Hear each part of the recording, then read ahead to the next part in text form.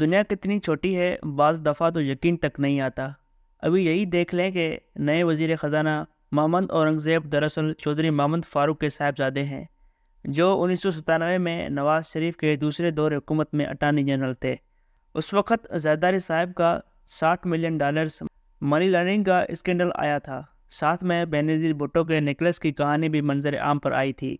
جو ہی یہ خبر سامنے آئی تو نواز شریف حکومت نے فوری طور پر ایکشن لینے کا فیصلہ کیا اور سوئس حکام کو خط لکھا گیا کہ آصف زرداری اور بینظیر بھٹو کی سوئٹزرلینڈ میں رکھی دولت دراصل پاکستانی عوام کا لوٹا ہوا پیسہ ہے، لہٰذا اس پر حکومت پاکستان کا حق بنتا ہے۔ یہ دولت زرداری کو دینے کے بجائے حکومت پاکستان کو لوٹائی جائے۔ سوئس حکومت پہلے ہی آصف زرداری اور بینظیر بھٹو پر مقدمہ قائم کر چکی تھی اور حکومت پاکستان نے اس مقدمے میں پارٹی بننے کا فیصلہ کیا تھا۔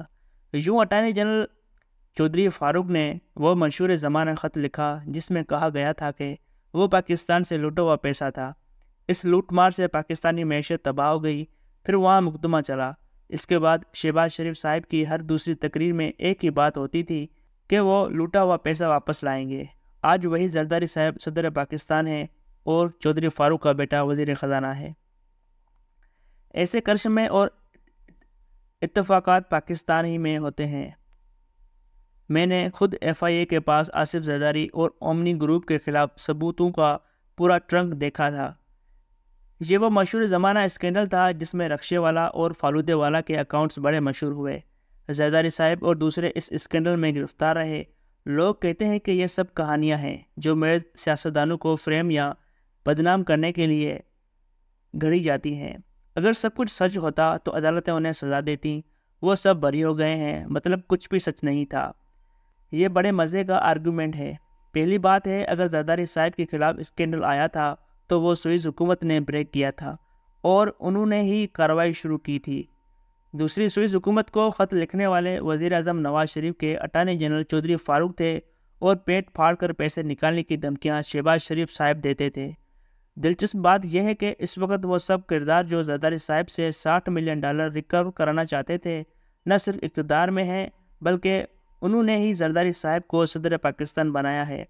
اب ذرا اندازہ کریں، نواز شریف صاحب جنہوں نے وزیر اعظم ہوتے ہوئے سوئس حکومت کو زرداری صاحب کے خلاف خط لکھوایا، انہوں نے صدر مملکت کے انتخاب میں آصف علی زرداری کو ووٹ دیا ہے۔ شہباز شریف جنہوں نے پیٹ پھاڑنے کی بات کی تھی، انہوں نے بھی زرداری صاحب کو ووٹ دیا بلکہ اپنی پوری پارٹی اور بچوں مریم نواز اور حمزہ شہباز سب سے ووٹ دلوایا ہے۔ ویسے مجھے نہیں علم کہ آج سابق چیف جسٹس افتخار محمد چودھری کیا رد عمل ہوگا، جنہوں نے یوسف رضا گیلانی کو وزیر اعظم کے عہدے سے اس لیے برطرف کر دیا تھا کہ وہ صدر مملکت کے خلاف سوئس حکام کو $60 ملین پر خط لکھنے کو تیار نہ تھے۔ افتخار محمد چودھری چاہتے تھے کہ سوئس حکومت دوبارہ کارروائی شروع کرے جو جنرل مشرف دور میں NRO کے بعد روک دی گئی تھی۔ آج وہی زرداری صاحب پھر ملک کے صدر ہیں، جبکہ افتخار چودھری صاحب روز شام کو تیز تیز قدموں سے اسلام آباد کلب کے پولو گراؤنڈ میں واک کرتے پائے جاتے ہیں۔ ویسے سوچتا ہوں کہ آج سابق army chief general Raheel Sharif کا کیا رد عمل ہوگا، جن کے خلاف زرداری نے دھواں دار تقریر کی تھی۔ اس تقریر میں زرداری صاحب نے جنرل راحیل کو مخاطب کر کے کہا تھا، آپ لوگ آتے جاتے رہتے ہیں، ہم سیاستدان ہمیشہ رہتے ہیں۔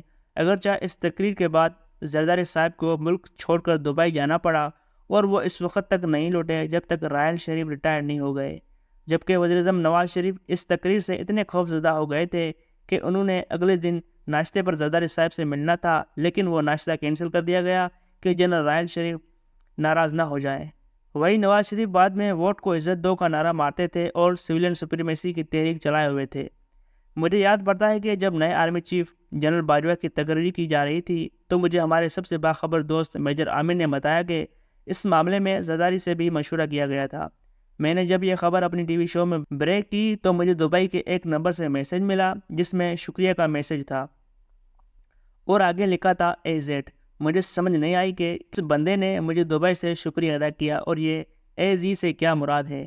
میں نے جواب میسج کیا کہ سوری، میں آپ کو پہچان نہیں سکا اور اس AZ کا کیا مطلب ہے۔ جواب آیا آصف زرداری۔ مجھے اس وقت احساس ہوا کہ میری اس خبر سے کہ ان کی بھی نئی چیف کی تقرری میں حمایت تھی، ان کا پاکستان واپسی کا راستہ کھل جائے گا۔ نئے چیف کو یقیناً بتایا جائے گا کہ جب انہیں آرمی چیف لگایا جا رہا تھا تو زرداری صاحب کی حمایت بھی شامل تھی۔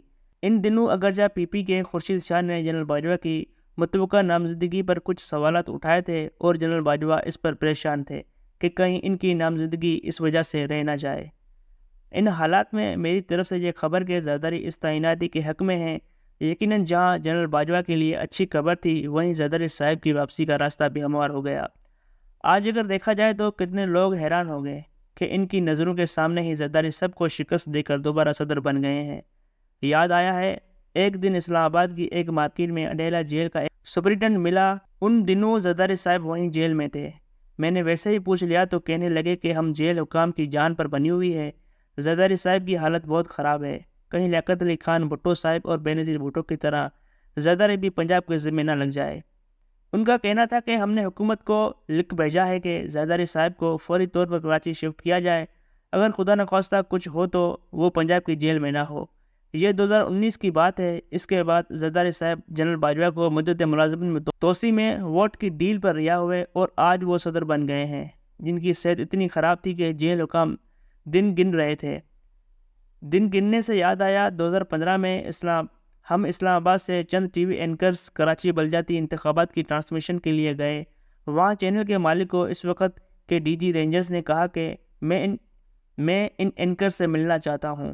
وہ اس مالک کے گھر آئے، ملاقات ہوئی تو باتوں باتوں میں الطاف حسین کا پوچھا گیا تو کہنے لگے ان کے پاس لندن سے پکی میڈیکل انفارمیشن ہے کہ ان کو جو بیماری ہے وہ ریورس نہیں ہو سکتی، زیادہ سے زیادہ وہ مارچ تک اس بیماری سے لڑ سکتے ہیں، اس کے بعد نہیں۔